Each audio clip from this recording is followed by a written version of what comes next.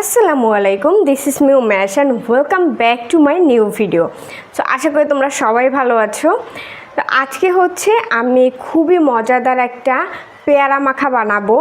তো খুবই অল্প উপকরণ দিয়ে বানাবো, তেমন বেশি কোনো উপকরণ না, শুধুমাত্র দুই একটা উপকরণ দিয়েই আজকে পেয়ারা মাখাটা বানাবো। দুই একটা উপকরণ, তাতে কি হয়েছে, এই দুই একটা উপকরণ দিয়েই যদি পেয়ারা মাখা বানানো যায় অনেক বেশি মজা হয়।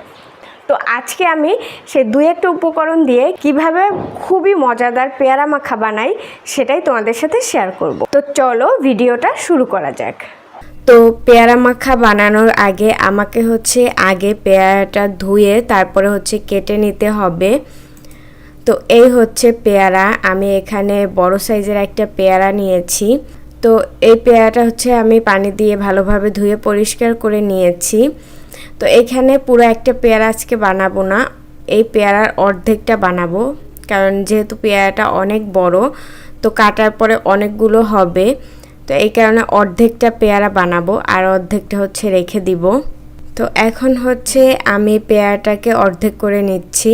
এরপরে এই ময়লা অংশটুকু আমি ফেলে দিব। তো এখন আমি পেয়ারাটাকে ছোট ছোট পিস করে কেটে নিব। তো পেয়ারাটা অনেক বেশি শক্ত ছিল, এই কারণে কাটতে একটু সমস্যা হচ্ছিল। তো যাই হোক, আমি পেয়ারাটাকে ছোট ছোট টুকরা টুকরা করে কেটে নিয়েছি। আর এই পেয়ারা মাখা খেতে কিন্তু এইরকমই ছোট ছোট টুকরা করে কেটে নিতে হয়। তো যাই হোক, আমি সবগুলো পেয়ারা কেটে নিয়েছি। আর এই বাকি অর্ধেক পেয়ারা আমি রেখে দিব, এটা হয়তো আবার পরে বানিয়ে খাবো। তো তোমরা চাইলে কিন্তু পেয়ারাটা আরও ছোট করে কেটে নিতে পারো, বাট আমার কাছে মনে হয় যে এতটুকুই ঠিক আছে, এর থেকে ছোট করার দরকার নেই। তো এখন পেয়ারাগুলো আমি বাটির মধ্যে তুলে নিচ্ছি। তো এরপরে আমাদের লাগবে মরিচ।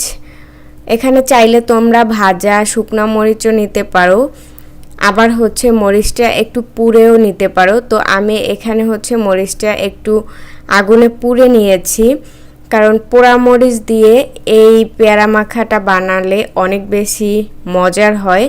তো আমি লবণ দিয়ে মরিচটাকে একটু ডলে নিচ্ছি। এরপরে লাগবে আমাদের কাসুন্দি।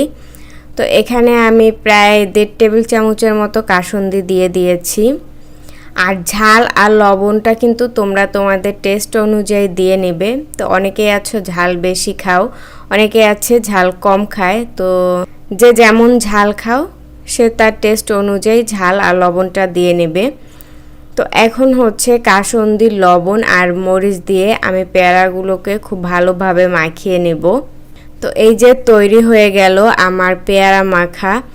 এটা কিন্তু খুবই মজাদার, আর অল্প উপকরণ দিয়েই কিন্তু এই পেয়ারা মাখাটা বানানো যায়। চাইলে এর সাথে আরও কিছু অ্যাড করা যায়, কিন্তু আমি শুধু তাদের জন্য আজকের এই ভিডিওটা বানিয়েছি যাদের হাতের কাছে অনেক বেশি উপকরণ নেই, কিন্তু খুব মজাদার একটা পেয়ারা মাখা বানানো খেতে চায়।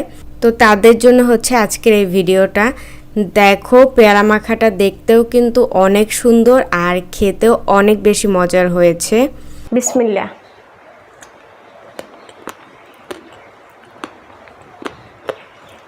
আসলে তোমাদেরকে বলে বোঝাতে পারবো না, পেয়ারা মাখাটা সত্যি অনেক বেশি মজা হয়েছে।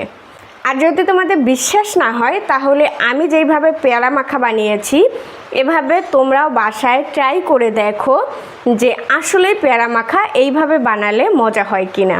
তো দুপুরবেলা যদি এইভাবে বাসায় পেয়ারা মাখা বানাও তাহলে বাসার যে কেউ তোমার এই পেয়ারা মাখা পছন্দ করবে। তো বিশ্বাস না হলে অবশ্যই অবশ্যই অবশ্যই আমার ভিডিও দেখে তোমাদেরকে বাসায় এইভাবে পেয়ারা মাখা বানাতে হবে। তো এই সুন্দর ফুলটা আজকে সেলাই করেছি। তো দেখো তো ফুলটা সেলাই কেমন হয়েছে, ডিজাইনটা দেখতে কেমন লাগে। তো এটা আজকে সেলাই করেছি, সবগুলোই হয়ে গেছে, শুধু এই একটা পাতা বাকি আছে। তো চলো তোমাদেরকে নিয়েই এই একটা পাতা আমি ডিজাইন করি।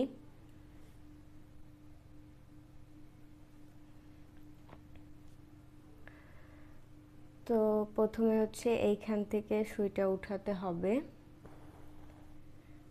এরপরে হচ্ছে এই মাঝ বরাবর থেকে ধরে এই দিকে আবার সুইটা উঠাতে হবে, এইভাবে। আবার এই সাইড থেকে নিয়ে এই দিকে হচ্ছে সুইটা উঠাতে হবে। তো এইখানে আবার আটকে গেছে, এটাকে ছুটিয়ে দিলাম। তো এই যে এইভাবে হচ্ছে মাছ থেকে নিয়ে এইভাবে হচ্ছে সেলাইগুলোকে দিয়ে নিতে হবে, তাহলেই কিন্তু সুন্দর একটা পাতার ডিজাইন হয়ে যাবে। তো এভাবে করেই হচ্ছে আমি সবগুলো পাতা ডিজাইন করেছি।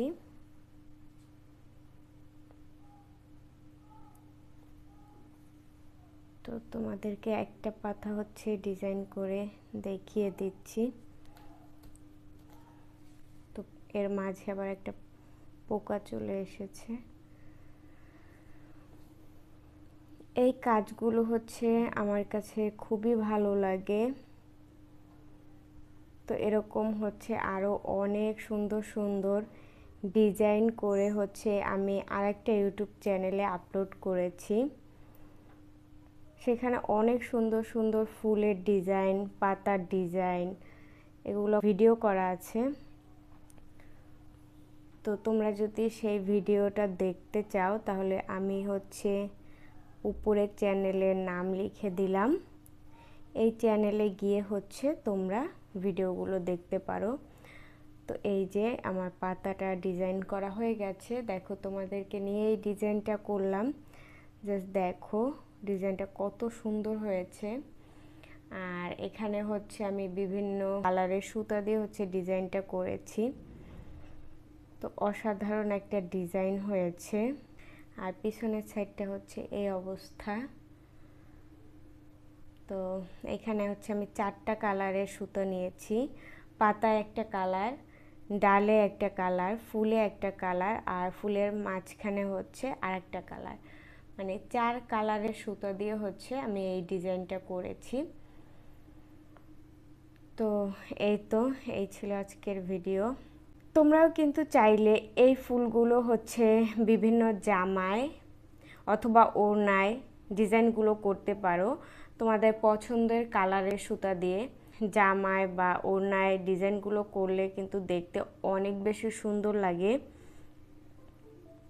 তো যে দেখো কত সুন্দর লাগছে এখানে ফুলটা। সো আজকের ভিডিওটা এই পর্যন্তই। দেখা হবে নতুন কোনো ভিডিওতে। ততক্ষণ সবাই ভালো থাকো, সুস্থ থাকো। আর হ্যাঁ, তুমি যদি এই ভিডিওটা আমার ইউটিউব চ্যানেল থেকে দেখো তাহলে অবশ্যই আমার চ্যানেলটা সাবস্ক্রাইব করবে। আর যদি তুমি এই ভিডিওটা আমার ফেসবুক পেজ থেকে দেখো তাহলে প্লিজ পেজটি ফলো দিবে। সো আজকে বিদায় নিচ্ছি। আল্লাহ হাফেজ।